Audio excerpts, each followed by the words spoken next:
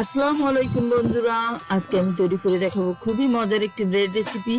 আশা করি আপনাদের কাছে ভালো লাগবে। আর ভালো লাগলে প্লিজ আমার চ্যানেলটি সাবস্ক্রাইব করবেন এবং পাশে থাকা বেল আইকনে ক্লিক করে রাখবেন, যাতে আমার চ্যানেলের আরও নতুন নতুন রেসিপি সহজেই আপনাদের কাছে নোটিফিকেশন চলে যায়। তো চলুন মূল রেসিপিতে চলে যাওয়া যাক। আমি এখানে 2 কাপ ময়দা নিয়েছি। এতে আমি কোনো ইস্ট বা কোনো কিছুই দিব না। লবণ দিয়ে দিচ্ছি স্বাদ মতো।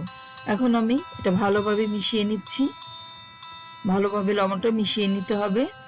এখন আমি এতে দিয়ে দিচ্ছি পানি। এখানে আপনারা অল্প অল্প করে পানিটা দিয়ে ডোটা মাখাবেন, কারণ একসঙ্গে অনেক পানি দিয়ে ফেললে হবে কি এটা বেশি নরম হয়ে যাবে। তাই আমি আস্তে আস্তে দিয়ে মাখাচ্ছি। এখানে 250 মিলির মতো পানি লেগেছে আমার। দেখুন ডোটা কেমন নরম হয়েছে। এটা বেশি নরম হবে না, আবার শক্তও হবে না। মিডিয়াম টাইপের একটা ডো তৈরি করে নিতে হবে। আমি এটাকে একটু মধ্যে এখন রেস্টে রেখে দেব 20 মিনিটের জন্য।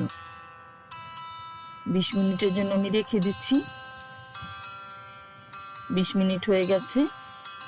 দেখুন এখন আমি এটাকে আবার একটু মথে নিব। তারপর এটাকে 5টা ভাগ করে নিব। আপনারা 4 ভাগও করে নিতে পারেন, তাহলে রুটিটা একটু বড় হবে। আমি দেখুন 5 ভাগ করে নিচ্ছি। একটা রোলের মতো করে নিতে হবে প্রথমে, তারপর প্রত্যেকটা ভাগ দিয়ে আমি একটা করে বলের মতো তৈরি করে নিব।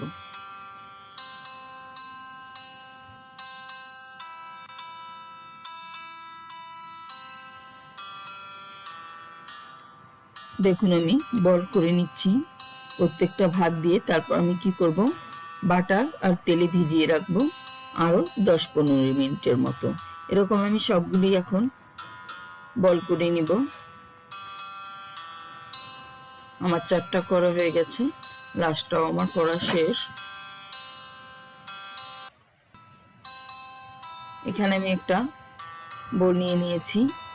এতে আমি 100 গ্রাম গলানো বাটার দিয়ে দিচ্ছি। এর সঙ্গে আমি 1/4 কাপ তেল মিলিয়ে নিচ্ছি। এখন এর মধ্যে আমি ভিজিয়ে রাখবো বলগুলো। দেখুন আমি ভিজিয়ে দিচ্ছি, উল্টে পাল্টে ভিজিয়ে দিতে হবে। এরকম আমি ভিজিয়ে আরও 10-15 মিনিটের মতো রেখে দেব।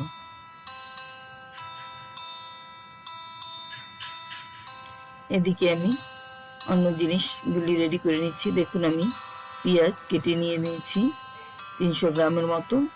পেঁয়াজ দিতে হবে, একটু নরম করে দিতে হবে, এটা জাস্ট ফ্রাই করব না, আমি একটু সফট করে নিচ্ছি। এতে দিয়ে দিচ্ছি আমি স্বাদ মতো লবণ এবং 4-এর 1 চা চামচের মতো গোলমরিচের গুঁড়া। আমি হালকা সতে করে নিচ্ছি। করা হয়ে গেছে। আমি এখন এটা নামিয়ে রেখে রুটিগুলি তৈরি করে নিব। আমি একটুখানি বাটার সব জায়গায় দিয়ে দিয়েছি, যাতে রুটিটা ভালোভাবে বড় করা যায়। আমি হাত দিয়ে চেপে চেপে একটা বড় রুটি শেপ দিয়ে নিব। দেখুন বাটার নিয়ে নিয়ে রুটিটা এভাবে বড় করে নিতে হবে, যেমন আমরা দোকানে দেখি মোগলাই রুটিগুলি বড় করা হয়, ওভাবে আমি বড় করে নিচ্ছি ডোটাকে। দেখুন কতটা বড় করে নিয়েছি। এর ভিতরে আমি দিয়ে দিচ্ছি যে পেঁয়াজ নরম করে নিয়েছিলাম সেটা,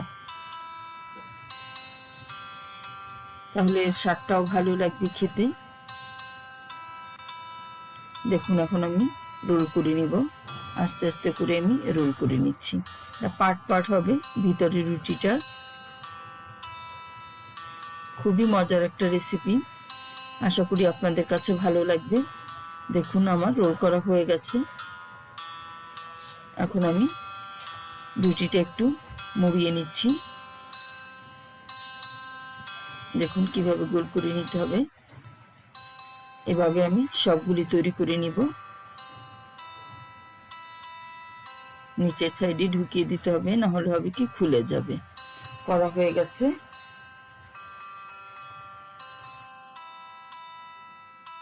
এভাবে আমি সবগুলি রুটি তৈরি করে নিয়েছি এবং উপরে ডিম ব্রাশ করে দিতে হবে।